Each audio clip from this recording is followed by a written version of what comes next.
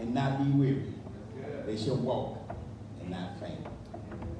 I want to preach to you this morning from the subject, I'm waiting for my second wind. I'm waiting for my second wind. You may be seated. Exiled, exalted, exasperated. These are the conditions of the people of God here in chapter 40. There are people who have been uprooted from their homes, removed from their land, and forced to reorient themselves in a place that's foreign to them. The familiar songs of Zion has faded into the background of Babylonian captivity. Their dreams seem distant. They feel far away from home because they are away from home. Their prayers feel unanswered. Their strength is running on empty. They are exiled, living in a place they never planned to be. They are not just away from home, they are away from home. They are living in the aftermath of devastation, and their hearts are heavy with loss. The temple in Jerusalem is now a pile of rubble. The spirits are drained by disappointment. Their souls are wearing thin from waiting. They are exasperated. They're in a season where they're frustrated by the silence of God. They are praying and no prayers are seemingly being answered. Their promise which God had promised them has been put on pause. They are exasperated. And on top of all of that off, they are literally exhausted. Tired in their bodies, weary in their mind, worn out in their spirit. They are running on empty. Their hopes are flickering. Their strength is spent. And these are God's chosen people. They are the covenant carriers. At this time, their confidence in the covenant and perhaps even the covenant maker has been shattered by circumstances. They want to know, does God still see me? Does God still care? Can God move in a place like this? Who am I that everything that I am familiar with is gone? I came here to tell you this morning, if you live long enough, you will discover that life has a way of ushering you into a season where you have signed up. It's the season that you have not signed up for. There are moments in our life where the landscape was still unfamiliar. Forced to dwell in places and situations that feel more like exile than home. For somebody, it may be exile in a diagnosis you didn't see coming. Perhaps a couple in the room, there are seasons of exile where you are experiencing extreme disappointment in your marriage. Maybe it's a dream deferred. Maybe it's a bank account that's running low. Maybe it's a mind that's overwhelmed. Maybe it's a spirit that's frankly just plain tired. We know what it means to be forced to live in exile or anxiety, and to live with the exile of uncertainty. And we know what it means to live through the exile of unpredictability and volatility. And if we are honest, there are days when we feel we have nothing left to give. Days when our prayers are just whispers and our faith is fragile. And our hope is hanging on by a thread. And yet, right there in the midst of the emotional exhaustion, in the middle of the spiritual confusion, God sent a word through the prophet Isaiah. Right here in the valley of volatility, God sent Isaiah and he says to God's people, I see your fatigue. I see your frustration. I know you're in a season where your faith is fragile, but I have not forgotten about you. But if you would just wait just a little longer, if you would have the faith to bring your issues to me, if you would have the faith to bring me your burnout, if you would have the faith to bring me your burden, making it, I will exchange for you and give you a second wind. In fact, that's the subject today, a second wind. This morning, God is about to give you a second wind. God is about to give you a second wind. Listen to the prophetic promise again. But they that wait upon the Lord shall renew their strength. They shall mount up on wings like eagles. They shall run and not get weary. They shall walk and not faint. I don't know who I'm preaching to in the room this morning, but I came to tell you God is about to give you your breath back. God is about to give you a new sense of energy. God is about to give you whatever it is you need to finish what he started. But the person that we have to deal with and wrestle with as we move forward. What do we need a second wind while we're waiting? And what can we expect God to do in us, around us, and through us, as he does what he promised he will give us? I want to suggest first that the reason why you need a second wind is because your power is partial. Now, I don't know that don't sit well with some of you, because some of you think you're Superman and you think you're Superwoman. Because we often pretend that we have endless energy and ability. We push ourselves to the brink. We act as if we never get tired or we are immune to weariness. But the truth, fatigue is a universal experience. Here in this chapter, Isaiah doesn't sugarcoat our struggle. He doesn't rush past the potential reality. Isaiah said, even the youth grow tired and weary. That's verse 30. And young men struggle and fall. In other words, there are seasons in all our lives where our strength fails, no matter how strong we are, no matter how faithful we are to God. There are seasons in all our lives where our faith will waver. There are seasons when the journey is long and the burden is heavy, and that even the best of us, the most strongest of us, the ones who are closest to God, wonder if we can take another step forward. Somebody in the room can testify. I know that what it feels like to go through a season where they're stretched thin, stretched out, and ready to sit down. Why? Because I'm tired. I don't care how strong you think you are. You're going to get tired. You can go to the gym 5 days a week. You can eat all the right food. You can take all the vitamins and all the supplements. You can drink your protein shakes. Get at least 6 hours of sleep, maybe 8, and still run out of energy. Because this is a fact. We all get weary. No matter how old you are. If you try to do God like God's way, you're going to find yourself in circumstances and situations where you're worn out. God said, even for those of you who are weary, I need you to wait. There is a season where your strength may get low. But if you will just take your partial strength to my perfect provision, I will give you what you need. God is saying, I need somebody who is tired to remember that while your strength is partial, I got perfect provision. And when you plug into my perfect provision, I'll give you what you need to move forward. I know you're tired, but plug into God. I know you're weary, but plug into God. But they that wait upon the Lord shall renew their strength. Isaiah starts this verse out with, they that wait. Here's the problem with many of us when we're waiting. We assume that waiting is wasteful. After all, we are faith believing, God following, and we assume that if God is going to do what he said he's going to do and what he promised, why do we have to wait? Why are we pausing right here? Let me tell you why.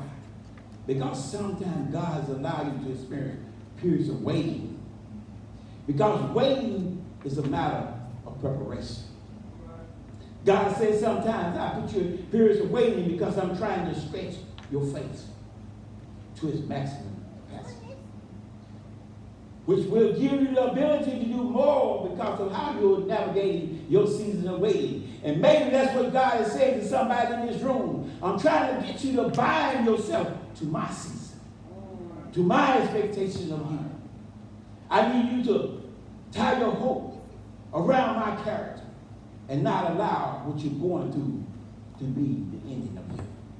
But to see it as my way of doing what you asked for. He said, I want you to enlarge your territory. But in order for me to enlarge your territory, I got to stretch you. And I do that while you're waiting. Not only is waiting a matter of preparation, it's a matter of patience. He said, they that wait upon the Lord, that person shall renew your strength. Renew means to exchange. So I need you to listen to this again. But they that wait upon the Lord shall exchange. What do you exchange? You exchange your weariness. He said, I want you to swap out your worn-out strength for my inexhaustible power. But as you do so, here's what I need you to understand. The change is not about me refilling you. It's about me giving you a complete and total replacement. When you're running on empty, God said, I'm not going to give you an opportunity to get a complete and overhaul. Let me just ask somebody this. What is waiting? What if waiting is God's way of disconnecting you from your self-reliance? So that he can plug you into supernatural supply. Whatever you do, stop settling for partial strength. Because said, I'm not trying to patch you up. I want you to live a complete and total approach to life that leans on my superpower, my supernatural power. He said, as you look at this perspective, the ones I need you to understand, waiting is a matter of preparation. Waiting is a matter of perspective. Waiting includes your participation. I told you that the meaning of renew is exchange, which says to us that if you're going to experience renewed strength, you got to do your part. What is God saying if you do what you only can do? He's saying do what only you do. And while you're doing yourself, what you can do, then you'll position yourself to see me do what only I can do. I can promise you on good authority that I'm going to do my part. That's what God said to us today. In fact, the text is written to suggest that we wait. And as we wait, there's a change taking place while we're waiting. Some stuff that happens in our lives is about God choosing to get glory out of our waiting, opposition to our escape. Somebody here has been asking God to take me out of this. Take me out of what I'm going through. And God said, I'm not taking you out because I know I'm going to get more glory out of you as you go through. I know if I delivered you the last time, but this time I'm deliberately keeping you in it because there are some discovery and there are some development that I need from you. And there are some development I'm trying to put in you. And so God's word to somebody today, if you would just hear me, in the Holy Ghost. God says, stop asking me to change your situation. Because what you need more than change is to exchange your situation for my strength. God said, when you exchange, when you do your part, I'm not just adding fuel to your fire. I'm not just topping you off. I'm giving you a whole new fuel system. Waiting is a matter of preparation. Waiting is a matter of patience. Waiting is a matter of perspective. But they that wait upon the Lord shall renew their strength. They shall mount up like wings, on wings like eagles. But is God so depleted? Because we're waiting. He's waiting on you to plug into him so he can lift you above your situations as you go through. This is what we learn about the eagle. I'm coming to a close. I'm not going to stay very long. I'm going to do what God tells me to do. I'm going to get on out of the way.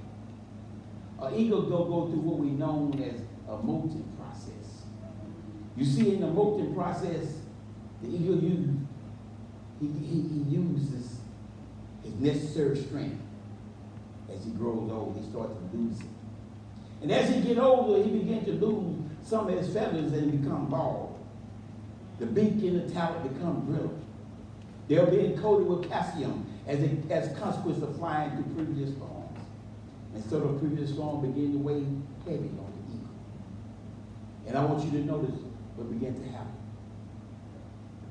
When this began to happen, he finds himself in a weary place.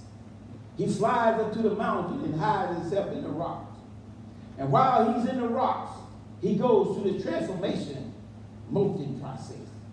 He plucks out all his old feathers. He breaks off his beak. He scratches his own talons against the rock. And they become like knives. This same eagle that most of us see when flying high is fearless, is now in a place of vulnerability. This eagle is defenseless. And because he knows he's vulnerable, I want you to notice what he does during this broken process. He stays in the rocks. Because he knows it's only a matter of time before those feathers start to grow back. He knows it's only a matter of time before that beak and those talons that were broken starts to grow back. But this time when they come in stronger, sharper than they ever was before. Why? Because he's been renewed from his time in the rock. He knows that every time he needs, everything that he needs to face whatever new storm and whatever new horizon is ahead of him, he is able to fly over it. As I go to my seat, I need you to know there was a time in my life where I was weak and vulnerable. There was times in my life when I felt weak and fragile. There was times in my life where I felt brittle and broken. There was times in my life when I could have been knocked down by somebody else's opinion of me. But I've been through enough storms now. And I've spent enough time in the rock. Now I can say and testify that I'm stronger. I'm wiser. And I'm better. I can testify that I once was young, but now I'm old. But I've never seen the righteous forsaken. No, I ever seen this seed begging for bread. I got to get out of here, y'all. But I got to send you a second wind. God said, I'm going to give you a second wind. It's not going to give you a break. He's not going to give you a breakthrough. He's going to give you a breakout. We're not just going to end in defeat. Our lives are not going to end in defeat. Because the word declared that if you wait on him, he's going to renew your strength. If you wait on him, you will mount up with wings like an eagle, which means you will have the capacity to rise above the negativity. You'll be able to rise above the noise. You'll be able to rise above the naysayers. And so whatever you do, you better not give up before God shows up. You're not going to end defeat. You're not going to stay in struggle. You're not going to be defined by your fatigue. But God's about to give you your breath back. This is not about you about getting strangled. This is not about getting smothered. This is not about you suffocating. God is about to give you a second wind. God is about to give you a second wind. I was going to have a fan over there to create a breeze, but I need you to wave like this and get a breeze started in the room. A fresh vision, fresh hope, fresh strength, a fresh wind in your mind, a fresh wind in your marriage, a fresh wind in your family, a fresh wind in your dreams, a fresh wind in your body. He's about to give you a new burst of energy. So I dare you with whatever breath you got to open your mouth and praise him for the second wind. He's about to give you a second wind. We're going to the second half of 2025. And somebody here, the first half of this year, you've been going through hell. It seems like everything you have been lost. But God is about to give you a second wind. I don't know what you've been through. And I don't care what you've been through. But if you put your hope and your trust in God, and you lean not unto your own understanding, but trust in him, and he will be able to lift you above your circumstances and your situation. God is able. He's more than able. He's going to give you a second wind, fresh wind, renewed vitality, renewed strength. God has got to give you a second wind. He's not done with you yet. He's not done with me yet. We're about to see the greatest move of God in our life. If we would just wait patiently on Him, don't get upset because things don't go like you think they should go. Don't get upset because you can't get the loan that you thought you were going to get. Don't get upset because you can't get the car that you thought you was going to get.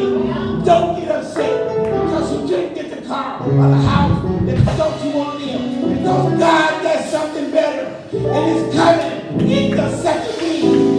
Wait on it. I said wait on it. The days that wait on the Lord shall renew their strength. They shall mount up like wings, like on wings, like eagle. They shall run and not get weary, and they will walk and not faint. This is the word of the Lord for the people.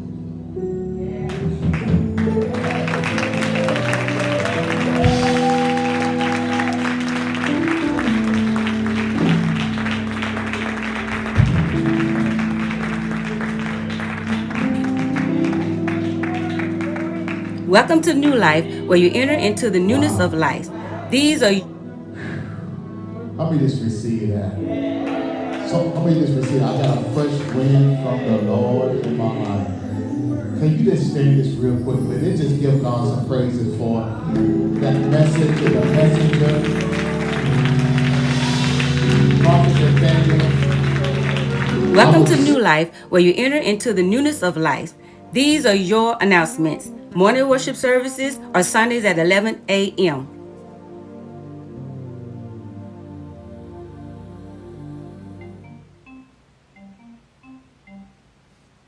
Youth services are on the second and fourth Sundays at 11 a.m. Jewel's Ministries Girl Talk every Sunday at 9:30 a.m. Men's Campfire Talk every Sunday at 9:30 a.m.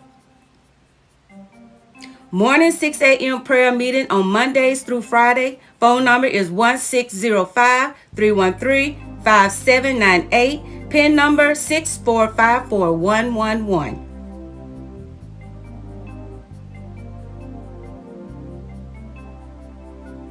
Paid anger management classes will be on Tuesdays and Thursdays from 5:30 p.m. to 7 p.m. For more information, call